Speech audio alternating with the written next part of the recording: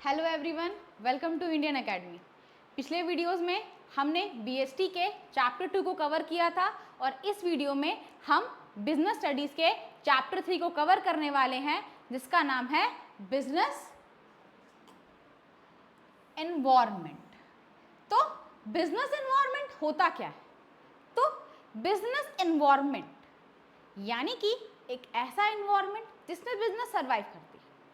तो business environment के अंदर हम उन सारे फोर्सेस और उन सारे फैक्टर्स को इंक्लूड करते हैं जिन फोर्सेस और फैक्टर्स का डायरेक्ट और इनडायरेक्ट इम्पैक्ट हमारे बिजनेस पे पड़ता है।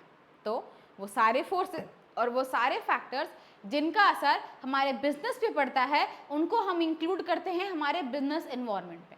एग्जाम्पल हम मान सकते हैं चेंज इन गवर्नमेंट पॉलिसी। अगर हमारे गवर्नमेंट की पॉलिसी चेंज हो जाती है तो पॉलिसी तो चेंज गवर्नमेंट की हो रही है, बट उसका डायरेक्ट इम्पैक्ट हमारे बिजनेस पे पड़ रहा है। चेंज इन डिमांड, अगर किसी गुड्स एंड सर्विस की डिमांड अगर मार्केट में चेंज हो जाती है तो डिमांड तो मार्केट में चेंज हो रही है, कंज्यूमर्स की डिमांड चेंज हो रही है, बट उसका डायरेक्ट इम्पैक्ट हमारे बिजनेस पे पड़ता है। तो यही वो फोर्सेस और यही वो फैक्टर्स हैं जो मिलाकर बनते हैं बिजनेस एनवायरनमेंट। तो बिजनेस एनवायरनमेंट के अंदर वो economic, social, political, technological forces होते हैं जो कि एक बिजनेस के कंट्रोल के बाहर होते हैं, बट वो हमारे बिजनेस को डायरेक्टली या इनडायरेक्टली इन्फ्लुएंस करते हैं। तो सबसे पहले हम जानते हैं what are the features of business environment. हमारे बिजनेस एनवायरनमेंट के क्या क्या फीचर्स होते हैं। तो हमारे बिजनेस एनवायरनमेंट का सबसे पहला फीचर है totality of external forces. Totality of external forces का मीनिंग है कि जो भी एक्सटर्नल फोर्सेस और जो भी एक्सटर्नल फैक्टर्स है जिनका डायरेक्ट और इनडायरेक्ट इम्पैक्ट हमारे बिजनेस पे पड़ रहा है।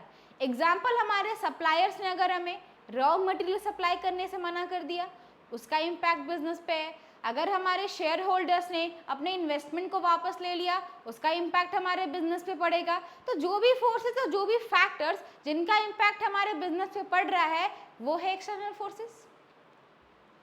दूसरा, specific and general forces. Specific forces वो फोर्सेस होते हैं जिनका डायरेक्ट इम्पैक्ट बिजनेस पे पड़ता है।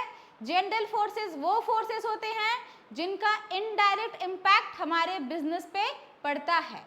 स्पेसिफिक फोर्सेस यानी कि change in customer demand. Customer हमारे बिजनेस से डायरेक्टली कनेक्टेड है, तो अगर उनकी डिमांड चेंज होती है तो बिजनेस पे उसका डायरेक्ट असर देखने को मिलता है। वहीं पे अगर गवर्नमेंट की पॉलिसी चेंज होती है with respect to export and import, तो फिर उसका इम्पैक्ट इनडायरेक्ट वे में सही लेकिन हमारे बिजनेस में देखने को मिलता है, अगर हम इंपोर्ट एंड एक्सपोर्ट में शामिल है तो। तीसरा, इंटर रिलेटेडनेस।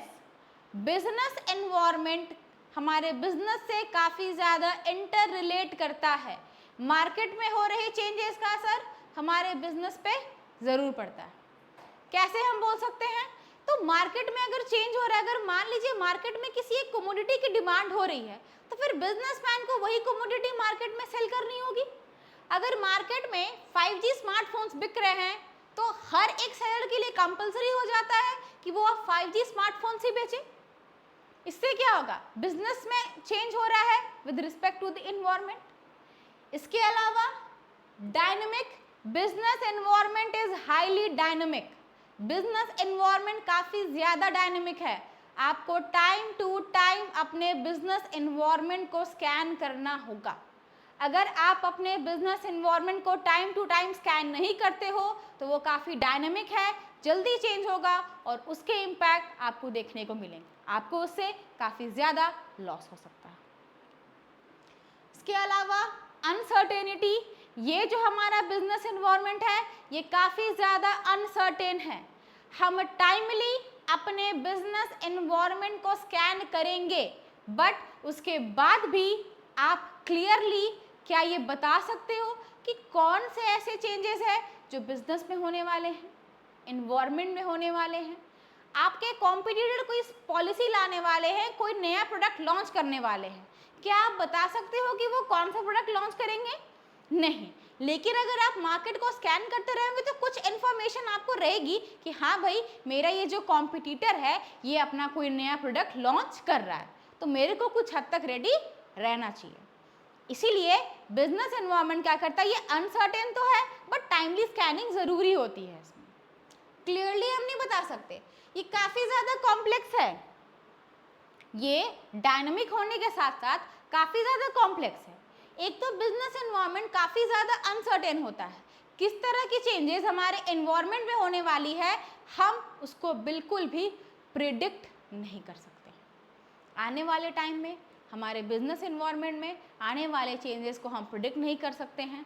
और अगर मान लीजिए कोई भी चेंज हमारे बिजनेस एनवायरनमेंट में होता है तो उन चेंजेस का डायरेक्ट या इनडायरेक्ट इम्पैक्ट क्या हमारे बिजनेस से पड़ेगा, हम ये भी नहीं बता सकते।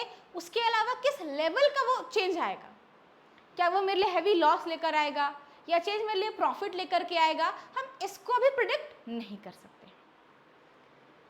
बिजनेस एनवायरनमेंट एक काफी रिलेटिव कॉन्सेप्ट है, यानी कि ये time to time and with place to place change होता है। जो कंडीशन इंडियन बिजनेस की है वो कंडीशन अमेरिकन बिजनेस की नहीं होगी, क्योंकि इंडियन इकोनॉमी के बिजनेस वो इम्पैक्टेड है इंडिया के कल्चर से, इंडिया के नॉर्म से, इंडिया के स्टाइल से, ट्रेडिशन से। और जो बिजनेस अमेरिका में ऑपरेट होते हैं वो अमेरिका के कल्चर, स्टाइल, ट्रेडिशन से इन्फ्लुएंस्ड होते हैं। तो दोनों के बिजनेस एनवायरनमेंट में काफ़ी ज़्यादा असर पड़ता है, फ़र्क भी है। जिन फैक्टर्स का असर इंडियन बिजनेस पे पड़ता है, हो सकता है उन फोर्सेस का कोई इम्पैक्ट अमेरिका पे ना पड़ता हो। एग्जाम्पल मानिए, during festive season Indian economy में स्वीट्स की डिमांड काफ़ी ज़्यादा इंक्रीज कर जाती है, लेकिन इंडिया के फेस्टिव सीजन की तरह अमेरिका का तो कोई फेस्टिव सीजन है नहीं।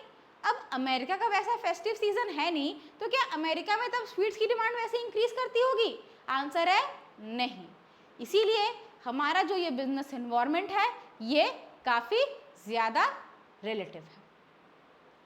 Thank you for watching this video.